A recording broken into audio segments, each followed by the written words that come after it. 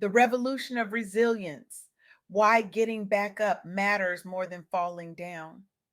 I recently had the extraordinary privilege of interviewing Natalie Thrower, a visionary whose work has fundamentally transformed how we understand resilience, particularly for Black women navigating professional spaces.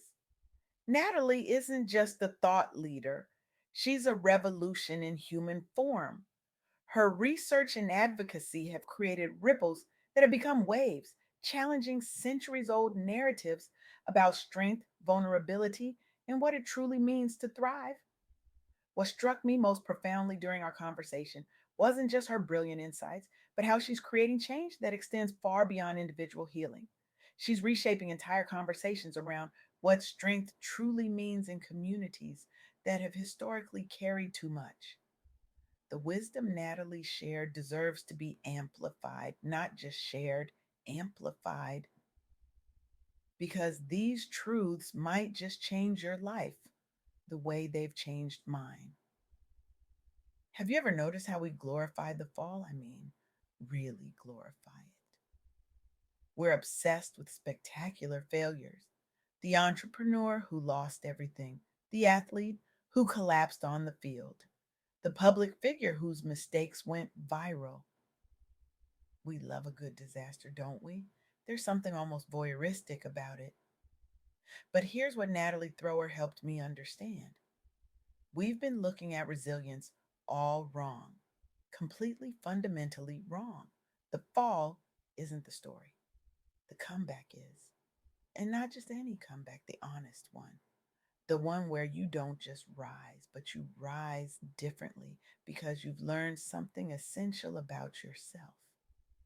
The one where you look in the mirror and actually see yourself, perhaps for the first time.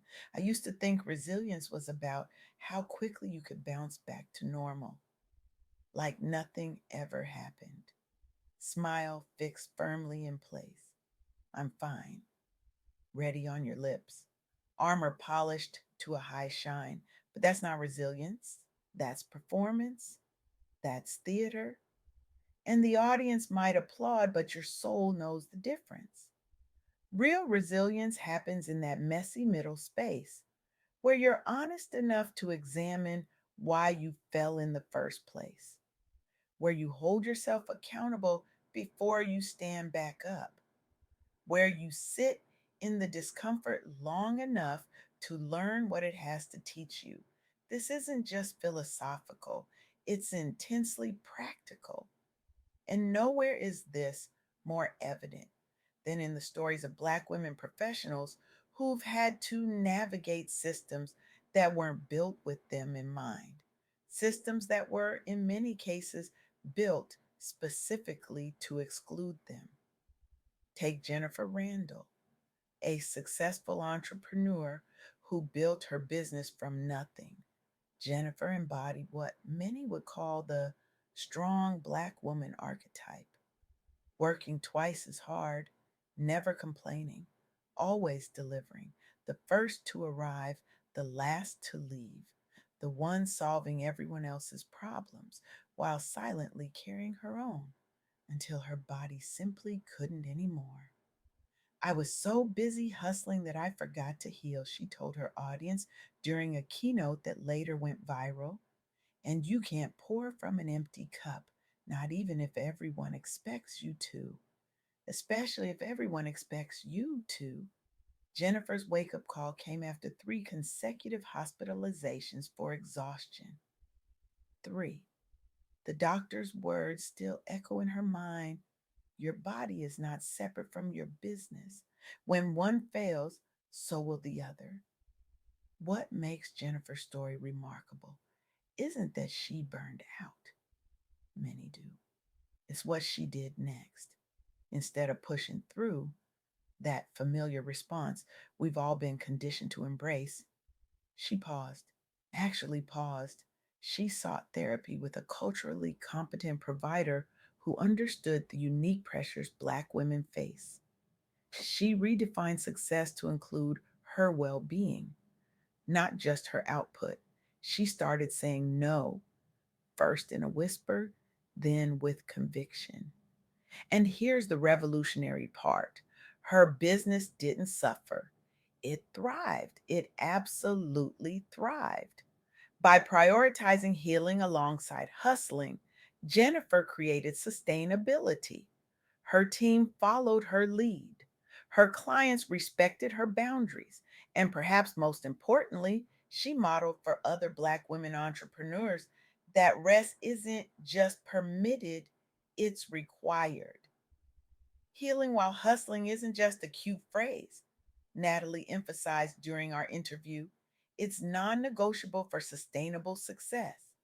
It's not an either or proposition, it's both and.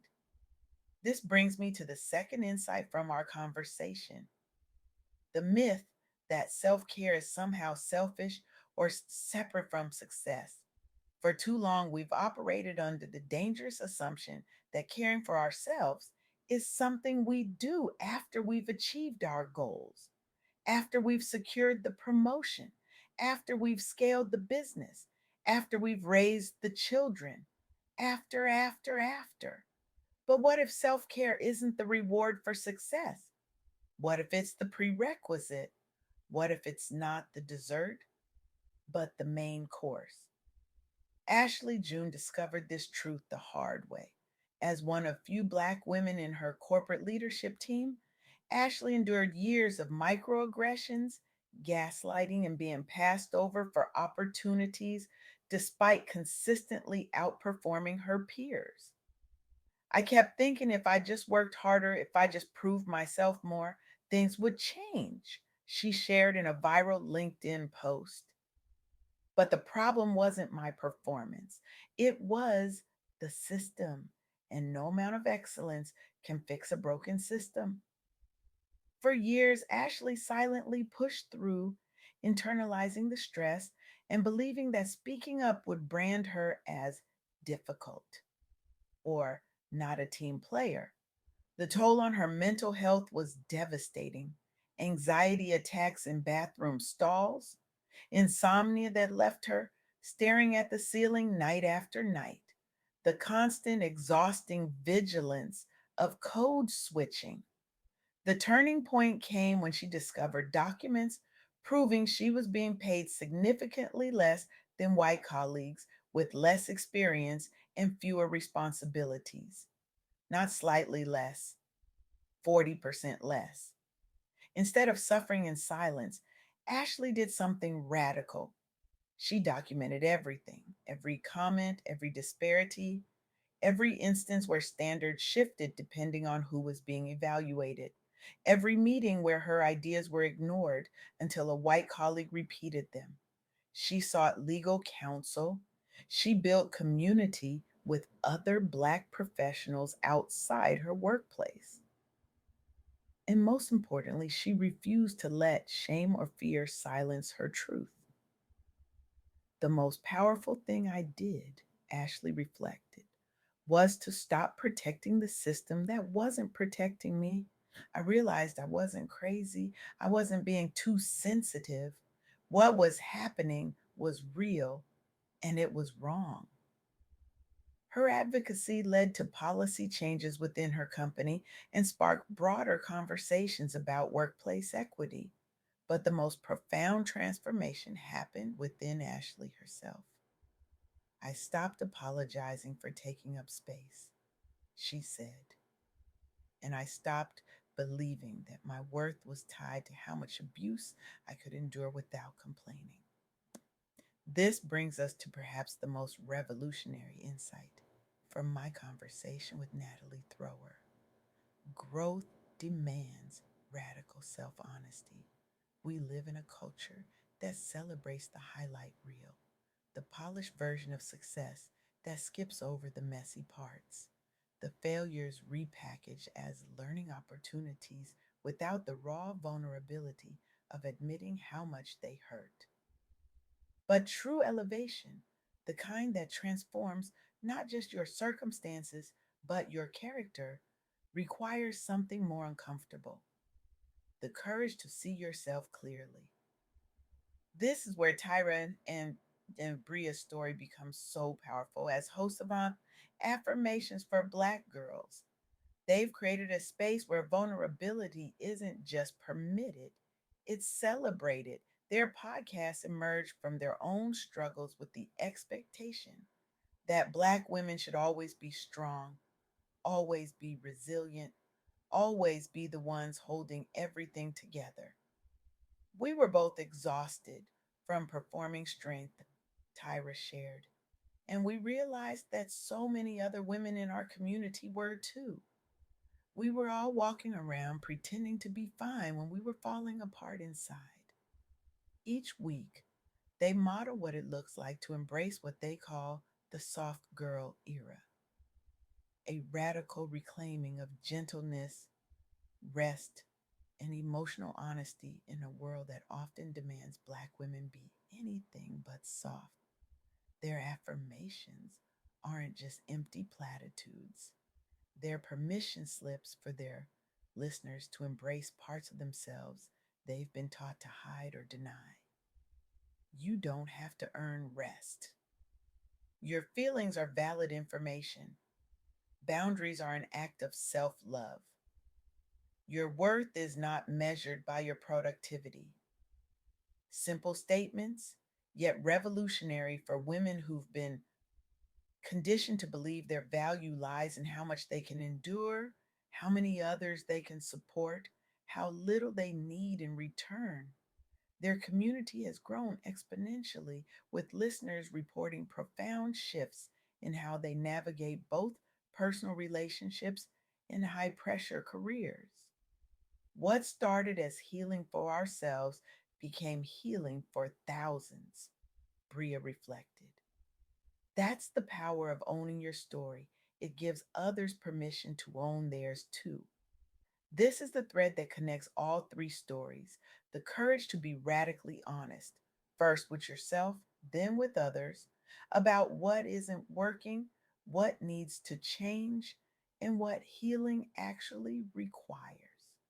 It's Jennifer acknowledging that success without sustainability isn't success at all. It's Ashley refusing to internalize a broken system's broken metrics. It's Tyra and Bria creating space for softness in a world that demands hardness. And it's what Natalie Thrower emphasized throughout our interview.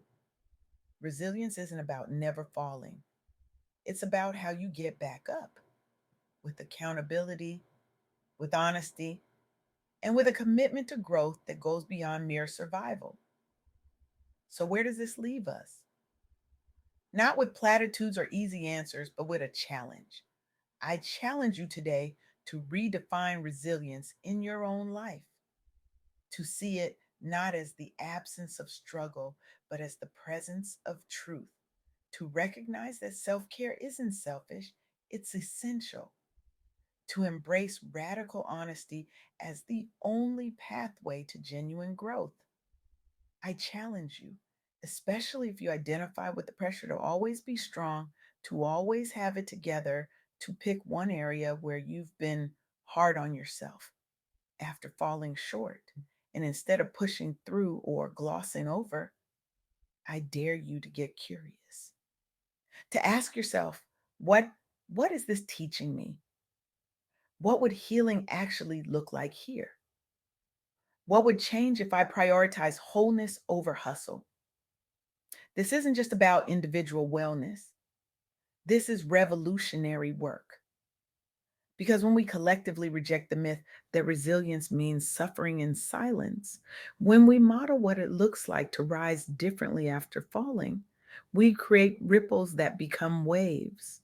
As Natalie so powerfully reminded me, your wounds don't define you, but how you heal them, that's your superpower.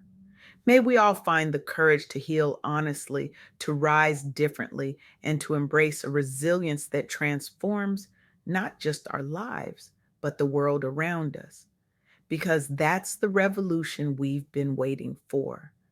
And it begins with you.